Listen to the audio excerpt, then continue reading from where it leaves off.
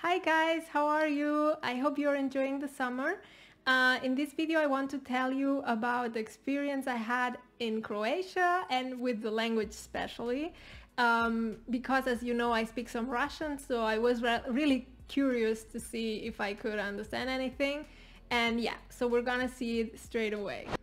Well, first of all, I want to tell you what I learned before going to Croatia. So before going there, I really wanted to learn the very basics, like how to say hello and thank you, because I think this is like the least you can do when you go somewhere, right?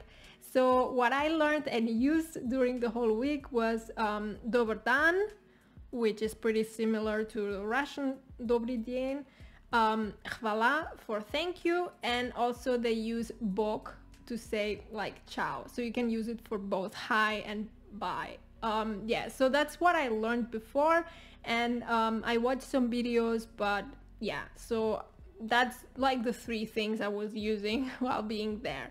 The reason for that is that actually everyone there was speaking a lot, like amazing German, English, also Italian, and of course Croatian. So I had the feeling everyone wanted to speak German to us, which is not bad at all. It was just surprising because I didn't have this experience in Slovenia, for instance.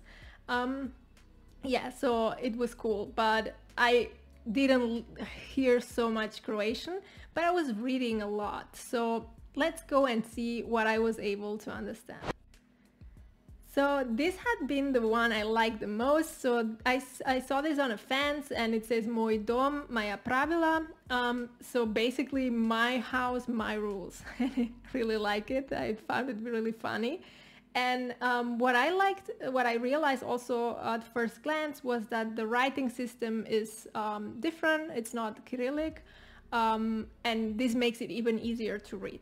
So, but basically this is almost like in Russian. And so I was always looking for things to read and to understand, and it was quite fun to find this one. Yeah, I didn't see the dog though, so it would have been cool if it really looked like this. So what I was doing was basically walk around and go to places such as the supermarket, restaurants, and things like that. So I was seeing lots of words that are used in a daily basis. So for instance, I saw the days of the week being like Понедельник, Subota, Nedelja.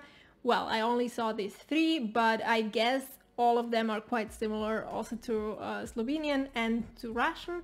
The only thing which already surprised me with Slovenian was that the way to say Sunday is Nedelja, and in Russian Nedelja means week. Then I also realized that the numbers seem to be quite similar. For instance, to say 20, they say 20. 20. I don't know how to pronounce it, so sorry in advance, but it's like 20, 20. And then also for 10 we have 10. So yeah, I guess the numbers will be pretty similar as well. Yeah, then I was going places, so you would see things like hotel and things like that. So for instance, pošta, hoteli, turistička agencija, restaurant, I don't know how to pronounce that.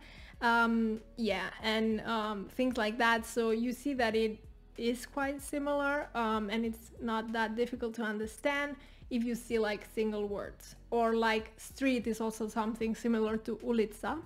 So, and of course you see the name of a street, so even if the word was very different you would understand it anyway. So whenever you went to a restaurant, most of the time they brought you things like menus in your language, or like German or English, so you didn't really have the chance to read in Croatian that much. But still, sometimes it was like a mixed menu, like here for instance, so you see tapla pisa, I don't know how to read this, but you see it's like teopli, and of course you then have the translation, right? So you see that kava is coffee and things like that, and biela, it's like white, so it's like white coffee, biela kava, or bezkofeinska kava, so coffee with so with no caffeine, bezkofeinska, so things like that. And yeah, so I really liked it when I saw that the menu was not only in English or only in German. So then I was like on the road, and so we saw, for instance, here this parking where you had some things in Croatian like plati parkiranje, so platit, at least in Russian, it's like paying, to pay.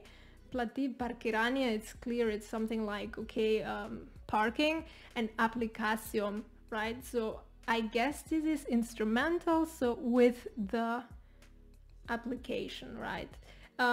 So, well, and then it's in English, pay for parking with paydo. Yeah, so it's with, so this is like why it's application, I guess. Yeah, so things like that. And of course it wasn't that difficult to understand because you always have the translation, right? So for instance here, parkirna mjesta je slobodna. This sounds like svobodna. So okay, it's free, right?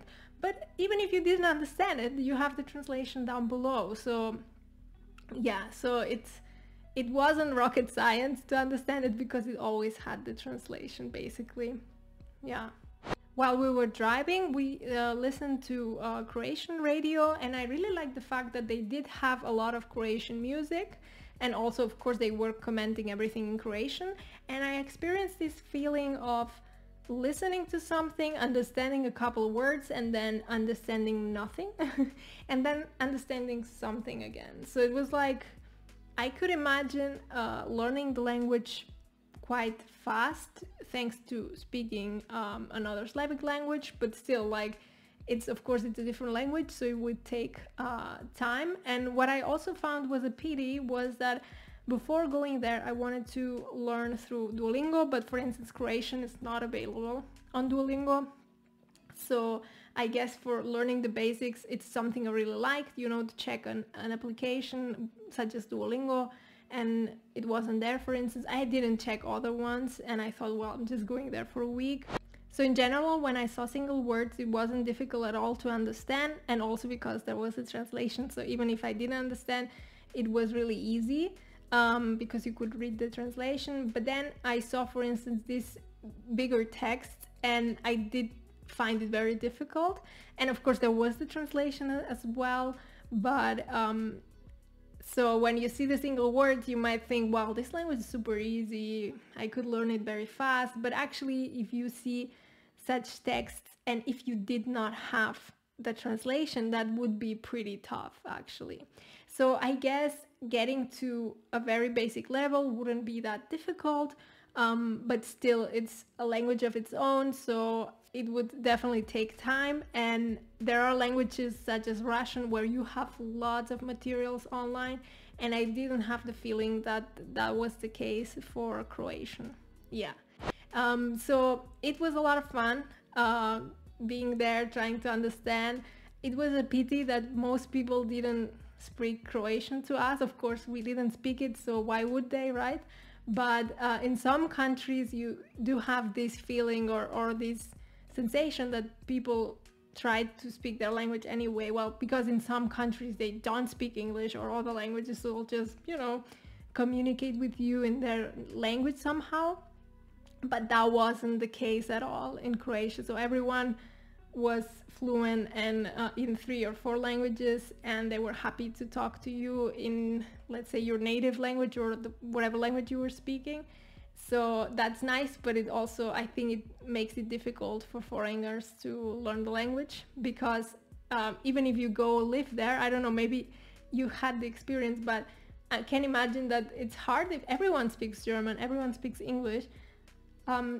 Yeah, it's more difficult to learn the language, especially if there aren't that many, you know, available materials online. But yeah, really enjoyed it, and I hope to go back to Croatia very soon. And yeah, I hope you enjoyed the video as well, and if so, please leave a comment. You can also subscribe, and I have another video about Slovenian language, so it's similar, maybe you enjoy it as well, and hope to see you soon. Bye bye!